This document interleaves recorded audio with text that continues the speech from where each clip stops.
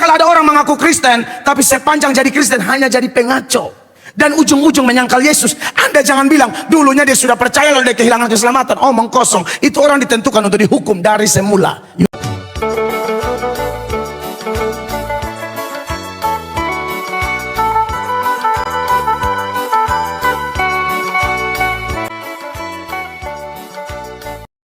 Bapak Gembala, pada kesempatan malam hari ini ada yang bertanya, dan ini memang juga merupakan komentar di YouTube Bapak Gembala 6 hari yang lalu. Ini berkaitan dengan keselamatan. Sebaiknya janganlah bermain kata-kata, Pak Pendeta. Pertanyaannya, apakah keselamatan itu tetap tidak hilang kalau orang yang tadinya percaya Yesus sebagai Tuhan dan Juru Selamat, tapi di akhir hidupnya murtad? Karena Tuhan memberi kehendak bebas kepada manusia. Jangan dibolak-balik. Betul, Tuhan yang memberi keselamatan dengan sempurna, tapi yang selamat adalah orang yang menerimanya dengan meresponnya dengan benar. Nah, bagaimana pendapat Bapak Gembala berkaitan dengan pertanyaan ini? Terima kasih buat saudara yang sudah memberi komentar. Dan menarik, saudara bilang saya bermain kata-kata, begitu ya? Saya sebenarnya tidak bermain kata-kata, saya bermain ayat-ayat. Tidak, saya tidak bermain kata-kata. Itu kebenaran ya saudara-saudara, bahwa keselamatan itu dalam Kristen, teologi keselamatan itu dari atas ke bawah. Artinya keselamatan itu dari atas, dari Allah. Makanya Yohanes 3 ayat 16 bilang, karena begitu besar kasih Allah akan dunia ini, sehingga ia telah mengaruniakan anaknya yang tunggal, supaya setiap orang yang percaya kepadanya tidak binasa, melainkan beroleh hidup yang kekal. Nah, penanya ini mengkritisi dan menganggap bahwa itu tidak benar kalau bilang keselamatan itu dari Allah. Keselamatan itu ditentukan oleh kebebasan dari orang yang mendengar atau merespon. Nah, ternyata penanya ini hanya ngomong tapi tidak disertai dengan data-data apa dasar yang dia pakai. Karena sekali lagi, opening yang saya buat tadi jelas, mau Petrus, mau Apolos, mau Paulus, Stefanus, bahkan Yesus sendiri omong apa-apa ada tertulis. Bahkan Yesus debat dengan setan saja ada tertulis di padang gurun itu, Lukas 4 dan Matius 4. Nah, bagaimana kita pendeta zaman sekarang tidak meniru rasul-rasul, nabi-nabi, bahkan Tuhan sendiri dalam memberikan atau menyuarakan suara kebenaran. Penanya ini kalau bisa Anda nonton dan Anda bisa kasih dasar dulu, dasar ayat mana. Karena fakta dalam kitab suci bahwa keselamatan itu memang tergantung Allah, itu jelas sekali. Banyak sekali ayatnya. Ya, saya sudah tunjukkan beberapa ayat, misalnya di dalam Roma 5 ayat 9. Ini ayat memberi kepastian keselamatan di sana. Lebih-lebih karena kita sekarang telah dibenarkan oleh darahnya, kita pasti akan diselamatkan dari murka Allah. Kita pasti akan diselamatkan dari murka Allah. Lalu ayat lain lagi yang Yesus sendiri ngomong, Yohanes pasal 10 ya 27 dan seterusnya. Domba-dombaku mendengarkan suaraku, dan aku mengenal mereka dan mereka mengikut aku. Ya, 28. Dan aku memberikan hidup yang kekal kepada mereka, dan mereka pasti tidak akan binasa sampai selama-lamanya, dan seorang pun tidak akan merebut mereka dari tanganku. 29. Bapakku yang memberikan kepadaku lebih besar daripada siapapun, dan seorang pun tidak dapat merebut mereka dari tangan Bapa. Rasanya mustahil kalau Bapa sendiri, Yesus sendiri yang sudah beri jaminan ini. Ini janji, tidak ada yang bisa rebut kalian dari tanganku, gitu. Lalu tiada siapapun termasuk dirimu sendiri tidak bisa lagi keluar dari tangan itu. Tidak bisa. Kata siapapun itu tanpa kecuali. Tidak ada pengecualian yang begini. Tidak ada orang luar siapapun kecuali kau sendiri. Tidak ada ayat begitu. Jadi saudara kita yang bilang saya bermain kata-kata ini, Anda yang bermain kata-kata. Saya itu bermain ayat-ayat. Tidak ada kata-kata saya. Komentar saya itu dasar firman semua. Itu sebenarnya isi hati Tuhan, bukan isi hati saya. Dan harusnya menguatkan kita semua. Oh, keselamatan tidak bisa hilang. Mana bisa hilang? Makanya saya pernah bilang bahwa kalau orang yang mengatakan keselamatan bisa hilang, seolah-olah ada kontribusi dari manusia dengan alasan free will lah, kebebasan lah, pilihan bebas lah, segala macam lah. Tidak ada itu di Alkitab. Tidak ada. Yang ada ialah kamu tidak bisa hilang. Kamu pasti selamat. Pasti selamat. Ya. Karena kalau bilang kita punya keselamatan bisa hilang, saudaraku, saya punya video, satu short video tuh, puji Tuhan saya lihat banyak orang yang diberkati. dengan potongan video itu, saya bilang itu Anda tuh menuduh Bapa Tuhan Yesus pembohong. Karena ini mereka janji. Mana ada Tuhan berdusta? Janjinya ya dan amin. Sudah begitu lagi Tuhan berjanji bahwa orang yang percaya Yesus itu kan ada Roh Kudus. Cara kerja Roh Kudus perjanjian lama dan perjanjian baru beda. Perjanjian lama Roh Kudus kerja hanya kepada orang-orang tertentu untuk tugas-tugas tertentu seperti raja, nabi, hakim, ya. Dan Roh Kudus tidak permanen zaman perjanjian lama. Kalau orang berdosa, Roh Kudus mundur seperti yang terjadi di 1 Samuel pasal 16 ayat 14. Roh Tuhan mundur dari Saul. Dikatakan tetap Roh Tuhan telah mundur daripada Saul. Itulah perjanjian lama. Tapi kalau perjanjian baru, orang bertobat, percaya Yesus. Dan kalau kita gali lebih dalam, kenapa dia bertobat? Kenapa dia percaya Yesus? Bukan karena dia, memang dia sudah dipilih sebelum dunia dijadikan. Lalu dalam skenario Tuhan ada momennya dia bertobat. Bertobat macam-macam. Bisa melalui khotbah seperti Petrus punya khotbah, Paulus punya khotbah, dan lain sebagainya. Atau bisa melalui masalah rumah tangga, bisa melalui sakit penyakit, bisa melalui masalah bangkrut, kecelakaan, apapun itu. Itu hanya cerita, tapi skenarionya jelas bahwa kalau saya bisa percaya, Pak Angki bisa percaya, Pak Yapi bisa percaya, Pak Mercy bisa percaya, Pak Budi bisa percaya, Opam Batu bisa percaya. Itu bukan dadakan. Itu terskenario sebelum dunia dijadikan. Dan mana mungkin ada rencana Allah yang gagal. Ya, saya sudah buktikan ulang-ulang skenario itu. Sang sutradara agung Allah sudah memilih kita sebelum dunia dijadikan. Misalnya Efesus 1 ya, ayat 4 dan 5. Perhatikan. Sebab di dalam Dia Allah telah memilih kita sebelum dunia dijadikan, iya, supaya kita kudus dan tak bercacat di hadapannya. Betul, 4, 5. Dalam kasih Ia telah menentukan kita dari semula oleh Yesus Kristus untuk menjadi anak-anaknya sesuai dengan kerelaan kehendaknya. Kerelaan kehendaknya. Dia pilih kita semua Bapak Ibu. Jadi Bapak Ibu bisa percaya, saya bisa percaya. Itu karena kita sudah ditentukan. Mana dasar yang mendukung itu? Kisah Para Rasul pasal 13 47 48. Saudara lihat di sini. Nanti ada orang-orang kafir, orang-orang yang tidak mengenal Allah, kemudian menjadi percaya. Kenapa mereka menjadi percaya? Dr. Lukas kasih keterangan bahwa mereka itu memang ditentukan, makanya percaya. Perhatikan ayatnya. Sebab inilah yang diperintahkan kepada kami. Aku telah menentukan engkau menjadi terang bagi bangsa-bangsa yang tidak mengenal Allah, ya, supaya engkau membawa keselamatan sampai ke ujung bumi. Terus Amsal 8. Mendengar itu bergembiralah semua orang yang tidak mengenal Allah, dan mereka memuliakan firman Tuhan, dan semua orang yang ditentukan Allah untuk hidup yang kekal menjadi percaya. Bapak Ibu garis bawah itu kalimat terakhir. Dan semua orang yang ditentukan Allah untuk hidup yang kekal menjadi percaya. Bukan dibalik, mereka jadi percaya makanya tidak ditentukan makanya percaya. Jadi Bapak Ibu yang percaya itu ditentukan, tidak bisa dibantah itu. Mau pakai rumus apapun tidak bisa. Kenapa ada ajaran seperti ini? Kalau Anda memahami ini, apa yang terjadi di hati Anda? Hanya bersyukur. Kita model begini, Tuhan bisa skenario begitu rupa.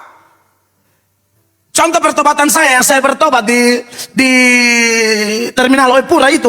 Dulu saya belum tahu ini ayat, saya pikir itu suka-suka saya. Kalau saya mau bertobat ya saya bertobat, kalau tidak ya tidak. Goblok ternyata. Setelah saya pelajari ayat-ayat ini, malu saya. Saya pikir saya suka-suka saya. Kalau saya mau selamat ya saya pilih, saya tidak mau ya saya tolak. Ajaran sombong dan bodoh. Kau siapa? Kok kau bisa menentukan selamatmu sendiri? Tidak ada itu. Penjelasan ini akan sangat komplit saya beri, sangat komplit. Jadi ini belum habis, ini di setengah pun belum. Nah inilah tanya jawab yang menjadi khotbah. Jadi saudara-saudara, kita bisa percaya itu karena memang kita ditentukan. Sebaliknya kalau ada orang tidak percaya, memang dia juga ditentukan untuk tidak percaya. Jangan kaget. Makanya kalau ada orang mengaku Kristen, tapi sepanjang jadi Kristen hanya jadi pengaco dan ujung-ujung menyangkal Yesus, Anda jangan bilang dulunya dia sudah percaya lalu dia kehilangan keselamatan. Omong kosong. Itu orang ditentukan untuk dihukum dari semula. Yudas 1 ayat 4. Sebab ternyata ada orang tertentu yang telah masuk menyelusup di tengah-tengah kamu. Siapa mereka? Yaitu orang-orang yang telah lama ditentukan untuk dihukum. Telah lama ditentukan untuk dihukum. Makanya lihat manifestasi hidupnya, sekalipun dalam gereja.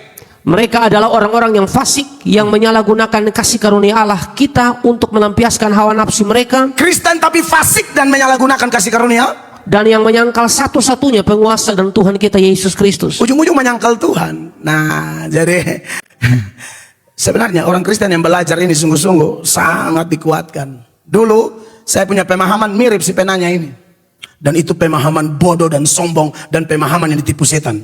Seolah-olah pertobatan tergantung saya punya mau atau tergantung khotbah pendeta keras atau tidak, pembuktian data jelas atau tidak. Bukan itu sebenarnya. Dari sisi tanggung jawab kita, kita harus bicara firman Allah. Tapi orang bertobat, tidak ada pendeta hebat, tidak ada, percayalah tidak ada. Makanya Paulus khotbah dan Lydia bertobat. Tuhan saudara sudah tahu siapa yang buka hati Lydia? Tuhan Allah, bukan Paulus. Tak usah ragukan kemampuan Paulus, tak usah ragukan karunia Paulus, tak usah ragukan pemahaman teologi Paulus. Aduh, dahsyat. Tapi tidak ada data bilang Lydia bertobat karena pemahaman Paulus keren. Tidak ada data bilang Lydia buka hati karena Paulus jago khotbah. Nggak ada, saudara-saudara. Kisah 16 ayat 14. Seorang dari perempuan-perempuan itu yang bernama Lydia turut mendengarkan. Ia seorang penjual kain ungu dari kota Tiatira yang beribadah kepada Allah. Tuhan membuka hatinya sehingga ia memperhatikan apa yang dikatakan oleh Paulus. Dan saya ini hamba Tuhan semua mesti lihat ini. Tuhan membuka hatinya sehingga ia memperhatikan apa yang dikatakan Paulus. Jadi siapapun saudara yang dengar firman perhatian, itu bukan karena pendetanya sedang bekerja di hati Anda. Tuhan bekerja. Sebaliknya kalau orang tidak peduli, mungkin saja dia Yudas 1 ayat 4 tadi. Atau Wahyu 13 ayat 8. Perhatikan, ini orang-orang yang tidak ditentukan. Namanya tidak dimasukkan di dalam buku kehidupan. Dan semua orang yang diam di atas bumi akan menyembahnya, yaitu setiap orang yang namanya tidak tertulis sejak dunia dijadikan di dalam kitab kehidupan dari anak domba yang telah disembelih. Tidak tertulisnya sejak kapan di dalam kitabnya Tuhan Yesus, kitab kehidupan anak domba Allah. Ini ayat mengatakan, yaitu setiap orang yang namanya tidak tertulis sejak dunia dijadikan. Dan kemarin, ini Pak Martin Lenatari Injili dia tolak tuh, makanya mulai itulah namanya tidak ditulis. Tidak. Sebelum sejak dunia dijadikan sama dengan artinya dunia belum ada. Itu orang-orang memang Tuhan tidak kasih masuk. Ya saudara yang bertobat tuh syukur. Makanya heran kalau orang sudah percaya tapi tidak setia, tidak semangat, tidak berkobar-kobar. Orang model apa orang begini? Saya curiga jangan sampai Yudas 1 ayat 4. Atau berdengar khotbah sudah tersinggung. Harusnya Tuhan bekerja membuat kau tambah cinta Tuhan. Kenapa tersinggung dan ujung-ujung mundur seperti Yohanes pasal 6 ayat 60. Perhatikan. Sesudah mendengar semuanya itu, banyak dari murid-murid Yesus yang berkata perkataan ini keras. Siapakah yang sanggup mendengarkannya? Ujung-ujung mundur 66. 66. Mulai dari waktu itu banyak murid-muridnya mengundurkan diri dan tidak lagi mengikut dia. Ini awal sudah murid. Ini bukan 12 murid. Dari 12 sama masih ada satu yang kacau. Ini mungkin akan dibahas khusus juga. Ini yang rame-rame ini. Tapi ibu lihat ini ayat. Mundur semua. Saudara tahu kenapa mereka mundur? Salah satu penyebab utama di ayat 65. Ini 66 toh. 65 bilang begini. Lalu ia berkata, sebab itu telah kukatakan kepadamu, tidak ada seorang pun dapat datang kepadaku kalau Bapa tidak mengaruniakannya kepadanya. Ya tidak ada pendeta hebat. Paulus bilang, aku menanam, Apolos menyiram pertumbuhan Allah. Saya tidak percaya dengan khotbah saya bisa buat orang bertobat. Saya tidak percaya. Sampai kapanpun. Kalau ada orang bertobat karena khotbah saya percaya itu Tuhan bekerja di hati. Harus begitu. Kalau tidak, nanti baru jemaat 2 pindah, stres. Stres bikin apa? Asal kita tidak tipu dia, kita tidak menyakiti dia, kita ajar benar. Dan ternyata dia yang tidak tahan. Jangan pusing. Kalau pendetanya memang salah, pendeta bersina, pendeta tipu, makan doi, lalu ajar sesat, jemaat pindah, pendetanya yang salah, jemaatnya memang harus pindah. Tapi kalau hanya keluar, tambah gila, tambah mengong, tambah, tidak usah apa, khotbah terus. Karena bukan kau yang bikin bertobat orang. 1 Korintus, inilah, Apolos pakai kitab suci toh. Jadi, Mel juga pakai kitab suci. 1 Korintus 3, 5 sampai 7. Jadi apakah Apolos, apakah Paulus, pelayan-pelayan Tuhan yang olehnya kamu menjadi percaya, masing-masing menurut jalan yang diberikan Tuhan kepadanya. Aku menanam, Apolos menyiram, tetapi Allah yang memberi pertumbuhan. Jadi yang paling penting siapa? 7. Karena itu yang penting bukanlah yang menanam atau yang menyiram, melainkan Allah yang memberi pertumbuhan. Amin, Bapak-bapak terkasih. Jadi ketahuan ya, sudah pasti itu. Orang keselamatan dalam Kristen tergantung Allah, bukan tergantung kita. Ya, jadi kalau ada orang-orang yang kemudian mengundurkan diri, itu orang memang tidak dipilih Allah. Termasuk Yudas Iskariot kan. Yudas itu tidak pernah percaya, Bapak Ibu terkasih, tidak pernah. Jangan bilang semua orang yang ada di gereja ini orang percaya, saya belum yakin. Tadi dalam doa pribadi saya masih omong, khusus doa untuk gereja ini. Karena saya tidak percaya bahwa semua gereja lain ada lalang. Kalau di Pamela ataupun tidak ada lalang, saya tidak percaya. Saya yakin ada lalang. Maka cara Tuhan membersihkan lalang-lalang itu melalui khotbah. Akan kelihatan sendiri nanti. Itu tidak bisa dihindari. Tadi malam ada satu panitia KKR datang kepada saya, akan ada KKR besar di Kupang sini, dan minta saya jadi salah satu pembicara. Lalu mereka berdoa puasa 6 minggu. Saya salut orang-orang begini. Karena melihat pelayanan bukan mau show, pelayanan harus puasa. Kalau mau lihat pelayanan kita dasar harus merendahkan diri, banyak berdoa. Dan itu biasanya teman-teman kita persekutuan doa ya, dan saya beri hormat buat mereka. Mungkin kita boleh jago teologi, jago ayat, jago berdoa atau tidak, jago puasa atau tidak. Sebab puasa itu tindakan merendahkan diri dan berusaha menyangkal diri. Bukan naik datang langsung naik, nanti ibadah suasana kering. Nah mereka bilang, waduh Pak, kita sungguh mulia ini kota nih, kita menangis Pak. Dan dalam doa kita doa uji, harus Bapak yang KKR tutup. Oh begitu, terima kasih. Saya senang diterima sebagai mitra.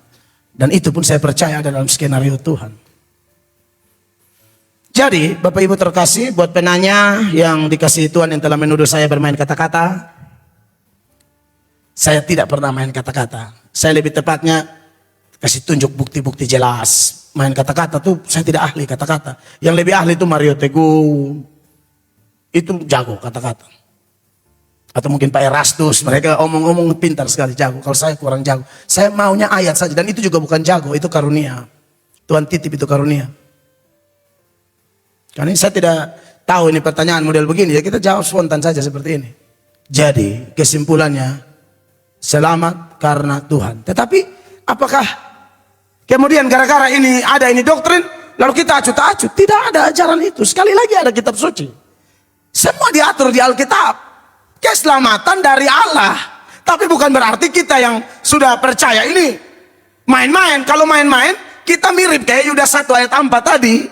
Yang di dalam ayat itu mengatakan bahwa orang-orang itu mempermainkan atau menyalahgunakan kasih karunia Allah kita untuk melampiaskan hawa nafsu mereka. Dan yang menyangkal satu-satunya penguasa dan Tuhan kita, ini orang-orang goblok.